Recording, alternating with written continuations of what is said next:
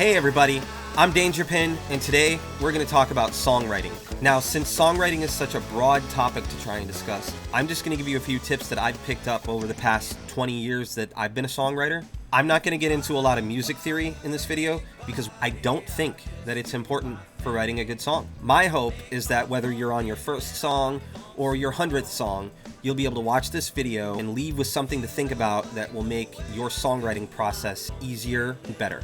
Without further ado, and in no particular order, here are 5 songwriting tips that I think are going to make your songwriting process better.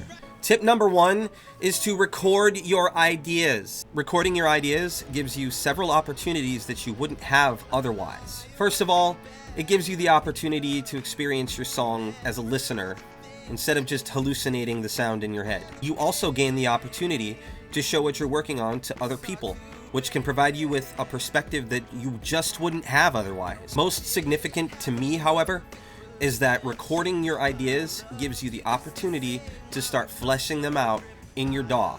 Oftentimes my songs start out as bass parts or guitar parts or drum beats or funny little sounds that I hear in my head, lyrics that I can't stop repeating to myself. Being able to take those little seeds of inspiration that you come up with throughout the day and not only record them so you don't forget them, but then also start manipulating them into a full song rather than a little idea is just incredibly powerful. And if you're not doing it, then I think you're shooting yourself in the foot. That is a perfect segue into tip number 2, which is to experiment with the tools at your disposal. When I say tools, I mean everything from instruments to recording devices to pre-made loops and sound packs. If your process is always the same, for instance, if you always start by writing some chords and then doing some vocals over the top of it and so on and so forth, eventually all of your songs are going to start kind of sounding the same. Now, it's not a bad thing to have an identifiable sound or a process that works for you. That's not what I'm suggesting. But if you ever find yourself in a rut and you don't know what to do, like you've got a little bit of something but you just can't quite make it through, switch things up,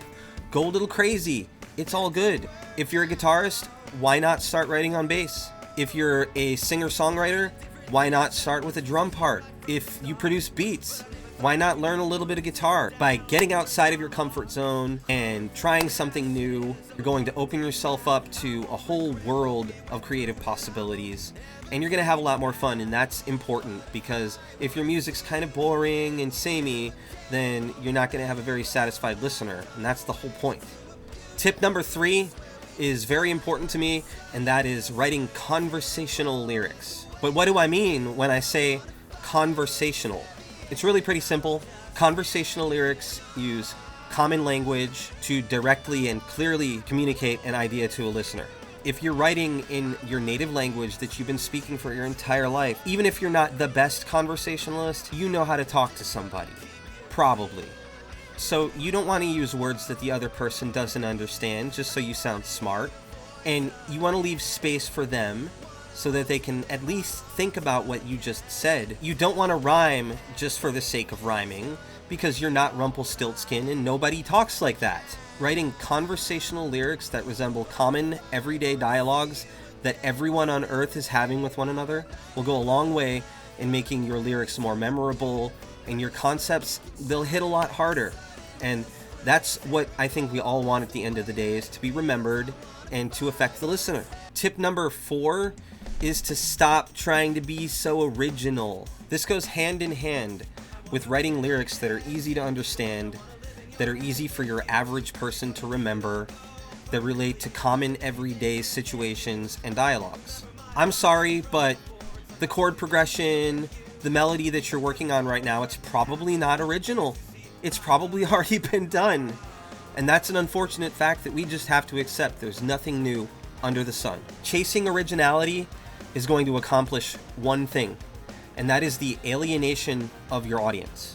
While you're over there patting yourself on the back because you used a half diminished chord, or wrote a pop song in 7/8, or put a blast beat into a country song to be original, your audience is going to be moving on to something that sounds familiar, that they can latch onto. The bottom line is that we are all standing on the shoulders of giants. So Instead of a vain pursuit of originality, we may as well use what our mamas gave us and do something that people are going to enjoy. It's been a common practice for hundreds of years to take chord progressions that are already written, to take bass parts that are already written, and just write new stuff on top of them.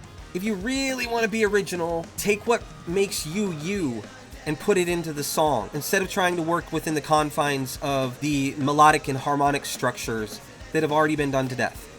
Just do you, boo.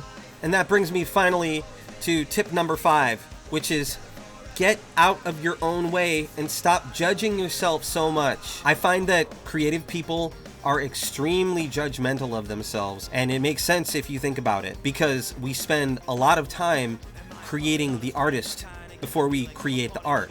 We determine who we are and solidify an artistic identity before we put anything out there. An artistic identity can kind of shield us from some of the external criticisms that we'll face as artists, because that process of self-judgment and the directed manifestation of your artistic identity lets you put your hater blockers on. You're self-aware. You already know where your problems are. You already know what you're good at and what you're bad at. It lets you kind of shrug off anybody that doesn't understand what you're trying to do.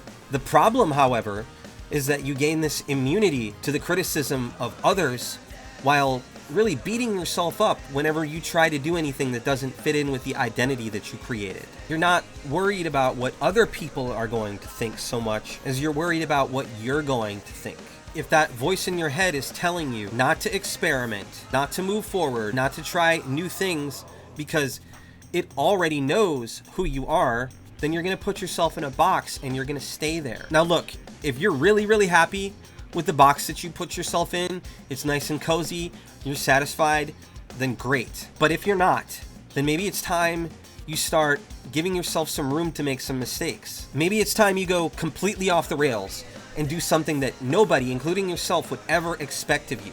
Maybe it's time you start taking external criticism a little bit more seriously, and instead of looking at it as something that's invalidating you and knocking you down, look at it as something that you can use to build yourself up.